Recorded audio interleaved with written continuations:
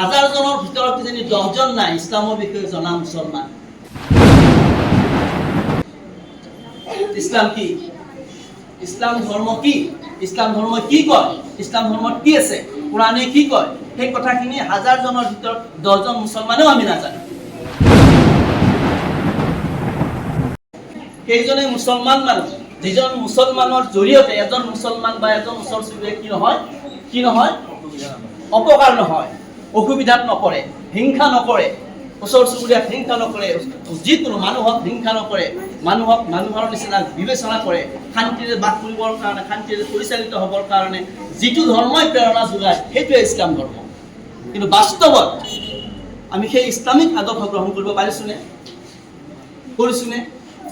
আমি যদি ইছলামিক আদৰ্শ গ্ৰহণ কৰিলোহেঁতেন তেতিয়াহ'লে আমাৰ মুছলমান সমাজত ইমান বিশৃংখল কেতিয়াও নহ'লহেঁতেন। এজন প্ৰকৃত শিক্ষকে এগৰাকী ছাত্ৰ বা ছাত্ৰীক 2 বছৰত সমস্ত পৰিৱৰ্তন কৰি দিব পাৰে। জীৱন কি, জীৱনবোধ কি, জীৱনৰ শিক্ষা কি এজন শিক্ষকে দি দিব পাৰে। সেইকাৰণে গুৰুকুল আছিল আগতে। বৈদিক যুগত গুৰুগৃহত থাকি পেলাই কি কৰিছে? শিক্ষা গ্ৰহণ কৰিছে। সুন্দৰ ব্যৱস্থা। সেই গুৰুগৃহত থাকি, গুৰু আশ্ৰমত থাকি যেতিয়া শিক্ষা গ্ৰহণ কৰিব, গুৰুৰ আদৰ্শ গ্ৰহণ কৰিছে। সেই গুৰু বিনা পইচাই, কি আচৰিত কথা আছে, বিনা পইচাই ছাত্ৰ চিকিৎসক কৰিছে, শিক্ষাদান কৰিছে।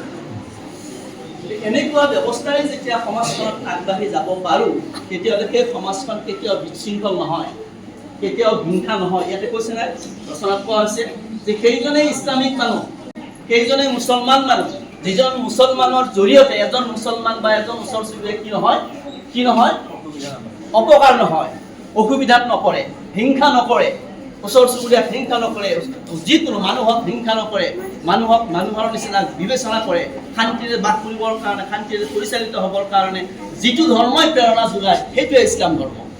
কিন্তু বাস্তৱত আমি সেই ইছলামিক আদৰ্শ গ্ৰহণ কৰিব কৰিছোনে? আমি যদি ইছলামিক আদৰ্শ গ্ৰহণ কৰিলোহেঁতেন তেতিয়াহ'লে আমাৰ মুছলমান সমাজত ইমান বিশৃংখল কেতিয়াও নহ'লহেঁতেন। হাজাৰ জনৰ ভিতৰত কিজানি 10 জন নাই ইছলামৰ বিষয়ে জনা মুছলমান। ইছলাম কি? ইছলাম ধৰ্ম কি? ইছলাম ধৰ্ম কি কয়? ইছলাম ধৰ্মত কি আছে? কোৰাণে কি কয়? সেই কথাখিনি হাজাৰ জনৰ ভিতৰত 10 জন মুছলমানেও আমি নাজানো।